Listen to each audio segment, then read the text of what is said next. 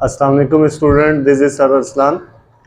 आज हम डिस्कस करेंगे उसी वेक्टर से आगे एक नेक्स्ट टॉपिक, जिसमें हम चेक करेंगे सबसे पहले angle between the two vectors के दो वेक्टर्स के दरमियान जो एंगल हो उसको किस तरीके से मेजरमेंट किया जा सकते हैं। उसके तीनों केसेस को चेक करेंगे कि क्या होता है। उसके बाद हम चेक करेंगे multiplication of vector by scalar. Scalar याद हो किसे कहा जाता है? ऐसी चीज जिसमें सिर्फ आपके पास मैग्नीट्यूड हो, मतलब कि सिर्फ और सिर्फ आपके पास नंबर हो, उसको कहा जाता है स्केलर। जब स्केलर को मल्टीप्लाई किया जाता है वेक्टर से, always we get the vector. हमेशा हम क्या हासिल करेंगे? उससे वेक्टर हासिल करेंगे। इसी तरीके से जब दो वेक्टर्स को आपस में मल्टीप्लाई किया जा सकता है, स्केलर भी मिलेगा और वेक्टर भी मिल सकता है। उसके बाद मल्टीप्लिकेशन ऑफ वेक्टर के बाद हम देखेंगे addition of vector. Addition of vector में हेड टू टेल रूल को चेक करेंगे कि क्या होता है। लास्ट में हम चेक करेंगे लॉ ऑफ पैरेललोग्राम से क्या मुराद है। तो आए स्टार्ट करते हैं। सबसे पहले angle between the two vectors किस तरीके से मेजरमेंट किया जाएगा, उसके लिए टेल टू टेल एंगल हमेशा लिखा जाता है। और ये टेल टू टेल एंगल का मतलब होता है म्यूचुअल एंगल। जब भी दो वेक्टर्स के दरमियान जो एंगल को मेजरमेंट किया जाएगा उस एंगल को कहा जाता है म्यूचुअल एंगल। अब ये म्यूचुअल एंगल हमेशा जब भी दो वेक्टर्स जिनकी टेल टेल आपस में ज्वाइन होती है, जैसे हमारे पास दो वेक्टर मौजूद थे, एक वेक्टर हमारे पास ए वेक्टर मौजूद था और दूसरा वेक्टर हमारे पास बी वेक्टर मौजूद था। जब इनकी हमने टेल से टेल को ज्वाइन किया, इनके दरमियान जो बनने वाला एंगल होगा वो आपके पास एंगल कहलाएगा म्यूचुअल एंगल, और इसी एंगल को मेजरमेंट किया जाता है। फिर अगर टेल टू टेल एंगल की बात की जाए, अब टेल टू टेल एंगल का क्या मतलब है? ये हमारे पास आ गया टेल टू टेल एंगल, मतलब दोनों वेक्टर्स की टेल आपस में ज्वाइन हो रही थी। उसके बाद हेड टू हेड एंगल की बात करें कि जब दोनों हेड आपस में ज्वाइन हो रही हो। फॉर एग्जांपल के तौर पे एक वेक्टर ए आ गया हमारे पास और दूसरा वेक्टर हमारे पास बी आ गया। अब इन दोनों की जब हेड ज्वाइन हुई है, अब किस तरीके से इनके दरमियान एंगल को मेजरमेंट किया जाता है? क्योंकि हमने स्टार्ट में कहा कि जब भी एंगल बिटवीन दो वेक्टर्स फाइंड आउट करनी होगी तो हम उसके लिए म्यूचुअल एंगल का यूज करते हैं। अब म्यूचुअल एंगल कैसे बनेगा? जब दो आपस में टेल ज्वाइन होंगी, फिर हम इनका एक फ्री वेक्टर, इस वाले जो आपके पास वेक्टर है फॉर एग्जांपल के तौर पर ए वेक्टर, और ये वेक्टर हमारे पास, या इसको बी का नेम दिया हुआ है, ये हमारे पास है बी वेक्टर और ये हमारे पास ए वेक्टर। जब इनको आपस में ज्वाइन करेंगे, हेड टू हेड हमने ज्वाइन किया, फिर इसका फ्री वेक्टर यहाँ ड्रॉ कर दिया और इसका फ्री वेक्टर यहाँ ड्रॉ कर दिया। इनका जो एंगल यहाँ पर बनेगा वो एंगल आपके पास क्या बन जाएगा? टेल टू टेल एंगल बन जाएगा। अब ये टेल टू टेल एंगल आपके पास कौन सा एंगल कहलाएगा? म्यूचुअल एंगल, और यही म्यूचुअल एंगल हम फाइंड आउट करते हैं। इसी तरीके से याद रखने की बात यह है कि हेड टू टेल रूल ही असल में क्या होता है? टेल टू टेल एंगल कहलाता है। उसके बाद ऐसा हो कि अगर हेड से टेल ज्वाइन हो रही हो, फॉर एग्जांपल के तौर पर हमारे पास जैसे यहाँ ए वेक्टर मौजूद है, ये इसकी टेल ज्वाइन हो गई और ये हमारे पास बी वेक्टर, इसकी हेड के साथ ये ए वेक्टर का जो है टेल ज्वाइन हो रही है। अब हम इसको किस तरीके से ज्वाइन करेंगे? इसकी तो टेल मौजूद है, अब बी वेक्टर जो है इसका फ्री वेक्टर हम यहाँ ड्रॉ करेंगे इक्वल मैग्नीट्यूड के साथ। अब यहाँ पर इसकी बी वेक्टर का टेल ज्वाइन हो गई, ये बी वेक्टर की टेल ज्वाइन हुई और यहाँ से ए वेक्टर की टेल से टेल ज्वाइन हो गई। अब ये एंगल जो होगा ये हमारे पास अल्फा वेक्टर कहलाएगा, अल्फा एंगल कहलाएगा। अब अल्फा एंगल किस तरीके से फाइंड आउट करेंगे? हम जानते हैं कि यहाँ से लेके अगर यहाँ से कंप्लीट मेजरमेंट करें तो हमारे पास एंगल कितना होगा? 180 होगा। अब ये 180 का जो एंगल है उसको अगर हम कंप्लीट मेजरमेंट करना चाहें तो 180 में से हम ये अल्फा का एंगल फाइंड आउट करना चाहते हैं, तो इजाफी एंगल कौन सा हमारे पास मौजूद है? ये थीटा एंगल मौजूद है। अब इस 180 में से अगर थीटा को सब्ट्रैक्ट करवा दिया जाए, माइनस करवा दिया जाए, तो then we get this alpha vector. तो यही किया है हमने हेड टू टेल एंगल में, थीटा प्लस अल्फा, मतलब इस थीटा और अल्फा दोनों किसके बराबर है? 180 के बराबर है। अब हम अल्फा फाइंड आउट करना चाहते हैं, प्लस का थीटा इस साइड आके माइनस का थीटा हो गया, तो अल्फा किसके बराबर आ जाएगा? 180 माइनस थीटा। तो ये एंगल अब आपके पास कौन सा है? टेल से टेल ज्वाइन हो गई, ये एंगल भी आपके पास कौन सा एंगल कहलाएगा? म्यूचुअल एंगल कहलाएगा, और हम इसको इस फॉर्मूले की मदद से फाइंड आउट कर सकते हैं। उसके बाद बात करें म्यूचुअल, अगर मल्टीप्लिकेशन और वेक्टर बाय स्केलर, किसी एक वेक्टर को जब स्केलर के साथ किसी एक फिक्स नंबर के साथ मल्टीप्लाई किया जाए तब क्या कंडीशन बनेगी।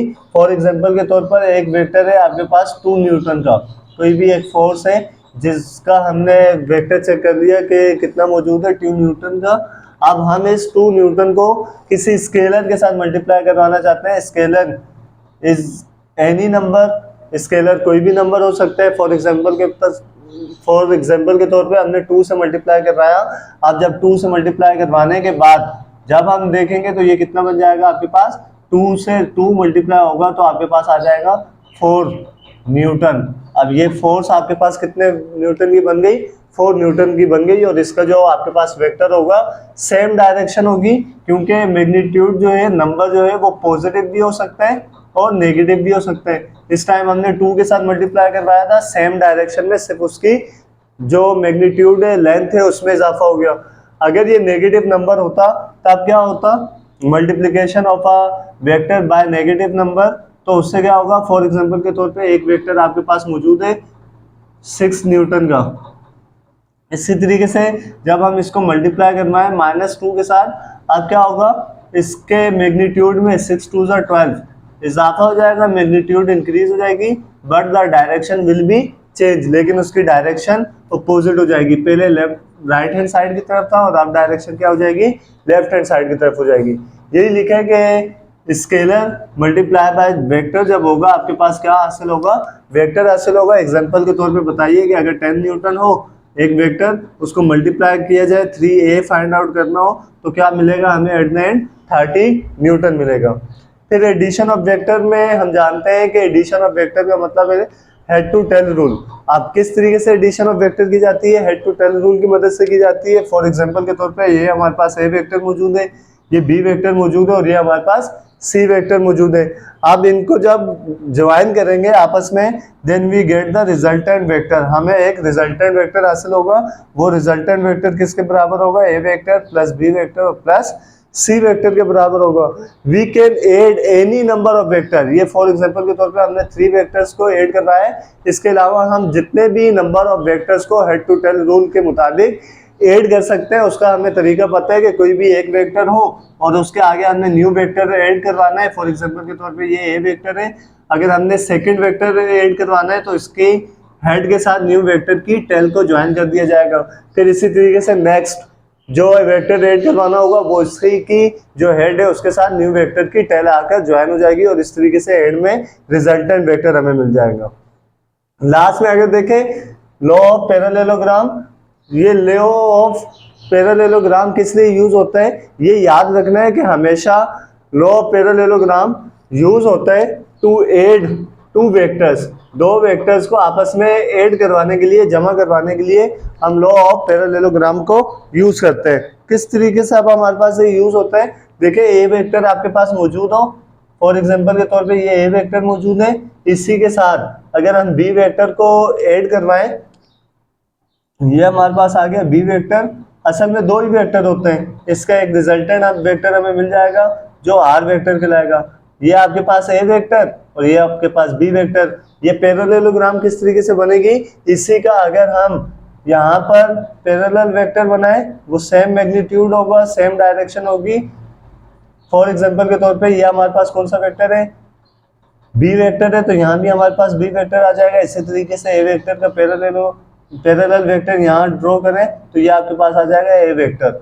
अब क्या हुआ, ये वेक्टर आपके पास बी वेक्टर और ये आपके पास ए वेक्टर, ये रिजल्टेंट जो है दोनों के लिए दिया जा सकता है, क्योंकि ये ए वेक्टर और ये बी वेक्टर, ये फर्स्ट वेक्टर और ये सेकंड वेक्टर या लास्ट वेक्टर। रिजल्टेंट वेक्टर कौन सा वेक्टर होता है, एक ऐसा वेक्टर जो लास्ट वेक्टर की हेड के साथ हेड को और फर्स्ट वेक्टर की टेल के साथ टेल को ज्वाइन करे, वो आपके पास क्या कहलाता है, रिजल्टेंट वेक्टर कहलाता है। तो रिजल्टेंट वेक्टर इसका अगर पहले देखें, इस वाली ट्राइंगल का देखें तो वो किसके बराबर है, हमारे पास ए वेक्टर प्लस बी वेक्टर के बराबर है। इसी तरीके से अगर ऊपर वाली ट्राइंगल का देखें तो वहां पर आर वेक्टर जो है वो किसके बराबर है, बी वेक्टर प्लस ए वेक्टर के बराबर है। लेकिन एट द एंड दोनों का जो रिजल्टेंट है वो क्या है, सेम है। तो ये हमारे पास लॉ ऑफ पैरेललोग्राम, जिसमें याद रखना है कि हमेशा लॉ ऑफ पैरेललोग्राम यूज होता है 2 वेक्टर्स की एडिशन के लिए। तो आज के इस बेसिक लेक्चर में हमने एंगल बिटवीन टू वेक्टर्स को फाइंड आउट करना देखा कि किस तरीके से दो वेक्टर्स के दरमियान एंगल को किस तरीके से मेजरमेंट किया जा सकता है। इसी तरीके से multiplication of vector, addition of vector को देखा, और लास्ट में लॉ ऑफ पैरेललोग्राम वेक्टर की एडिशन को देखा कि ये किस तरीके से ऐड किए जाते हैं। उम्मीद है आज का जो लेक्चर है वो आप लोगों के लिए हेल्पफुल शामिल होगा। Take care of yourself. अल्लाह हाफिज।